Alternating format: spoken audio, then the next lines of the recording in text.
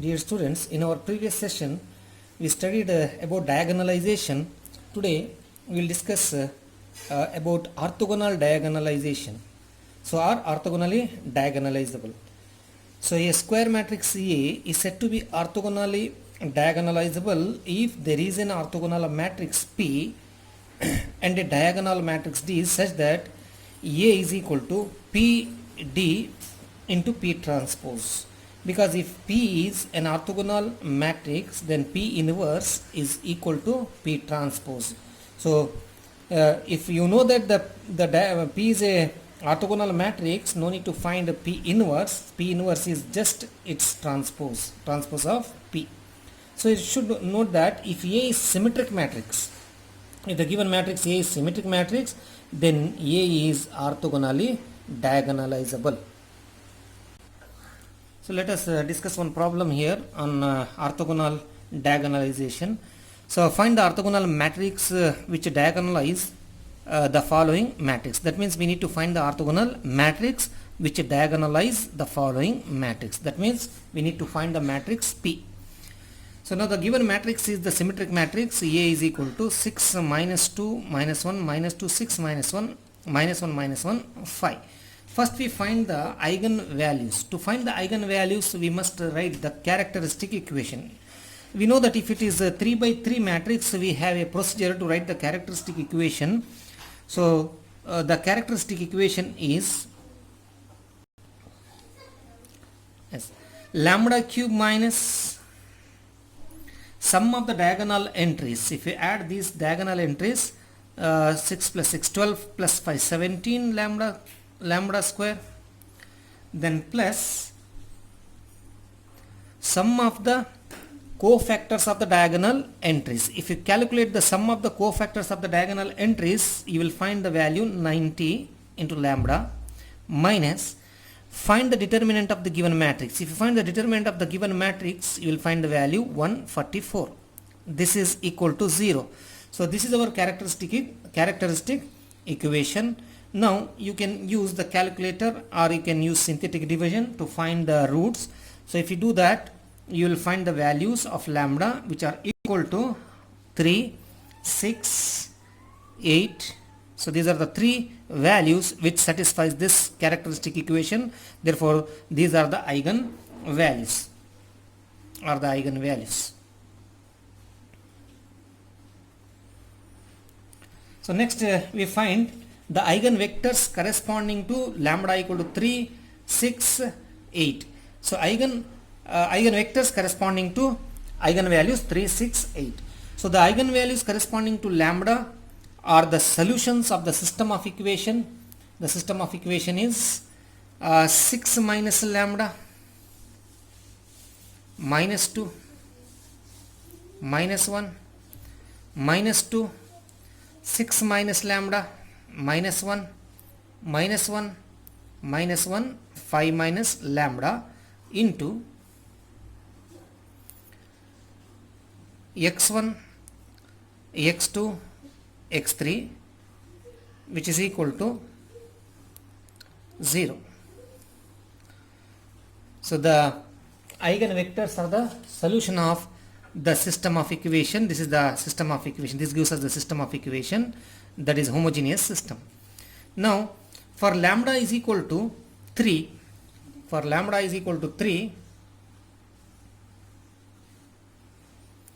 so if you substitute lambda equal to 3, the values which you will get is, I will write here for convenient, x1 x2 x3 for the position 1, x1 for the position 2, x2 for the position 3, x3. So we can use the cross multiplication method to find the proportional values of x1, x2, x3. So substitute lambda equal to 3.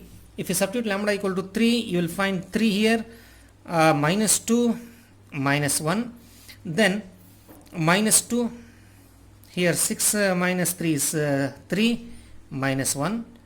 Now just to check these two vectors, you can see that, so 3 minus 2 minus 1 if you consider as a vector here, so you cannot find this vector with the help of this vector. So they are not parallel vectors. So therefore if they are not parallel means they coincide.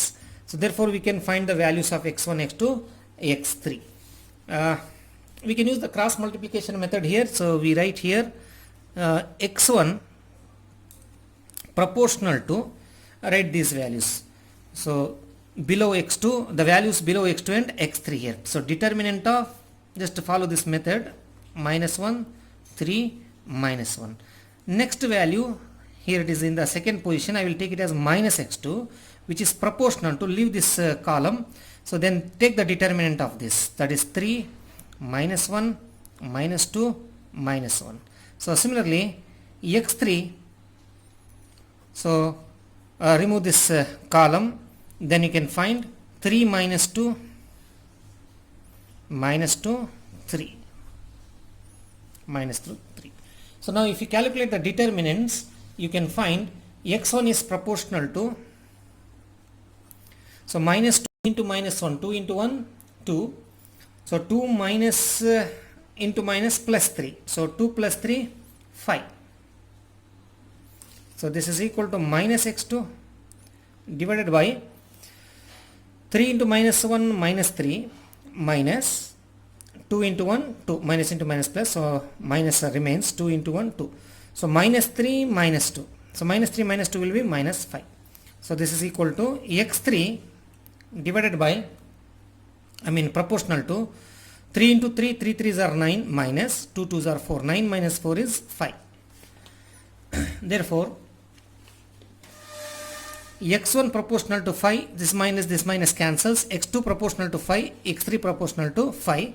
So if you divide all these values by 5, so you can find x1 is equivalent to, equal to 1, x2 is equal to 1, and x3 also equal to 1. So therefore we got the first eigenvector x, which is equal to, or x1, which is equal to, or you can call it as v1 also, so which is equal to 1 1 1. Similarly for lambda is equal to 6, you will find x2 which is equal to, just follow the same procedure, you will find x2 which is equal to 1 1 minus 2, and for lambda is equal to 8, you will find x3 which is equal to 1 minus 1 0. So these are the eigenvectors. Clearly the vectors x1 which is equal to 1 1 1, comma, the vector x2 which is equal to 1 1 minus 2, and the vector x3 which is equal to 1 minus 1 0. So these are what? These are the orthogonal vectors, or orthogonal. So therefore the matrix which transform the given matrix into diagonal matrix is, therefore the orthogonal matrix is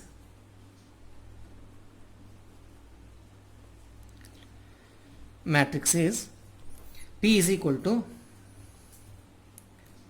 first row is this x1 1 1 1, second row is 1 1 minus 2, and the third row is 1 minus 1 0. So this is the orthogonal matrix which transforms the given matrix into diagonal matrix. Let us consider the next problem. Find an orthogonal matrix P that diagonalize the following symmetric matrix. So the matrix is 1 0 2 0 minus 1 minus 2 2 minus 2 0. The characteristic equation is lambda cube minus sum of the diagonal entries 0 into lambda square plus sum of the cofactors of the diagonal entries, that is minus 9 into lambda, minus determinant of this matrix.